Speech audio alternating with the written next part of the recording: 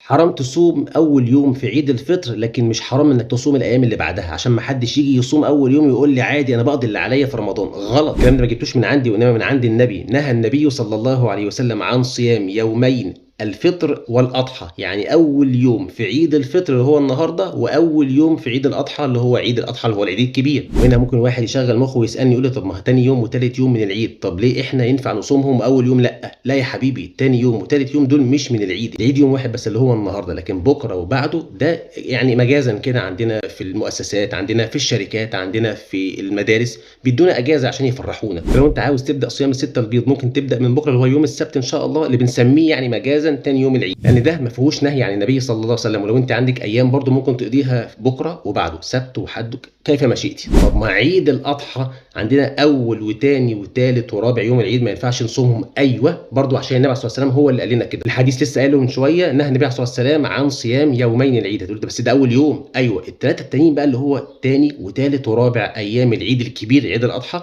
قال فيهم النبي صلى الله عليه وسلم أيام التشريق، دي بنسميها أيام التشريق، تاني وتالت ورابع يوم العيد ال3 أيام اسمهم أيام التشريق، قال صلى الله عليه وسلم أيام التشريق أيام أكل وشرب وذكر لله، ما قالش أيام صيام، قال أيام إيه؟ أكل وشرب، أنت كده ما ينفعش إنك تصوم ال4 أيام بتوع عيد الأضحى الكبير أول وتاني وتالت ورابع يوم، ليه؟ الأول فيه نهي لوحده وال3 التانيين ليهم نهي في حديث تاني لوحده، لكن العيد اللي إحنا فيه عيد الفطر مالوش نهي غير في اليوم الأول بس، وصّل الكلمتين دول لغيرك عشان في غيرك كتير جدًا ما يعرفش الكلام دوّة، وصلّي على سيدنا النبي عليه الصلاة والسلام.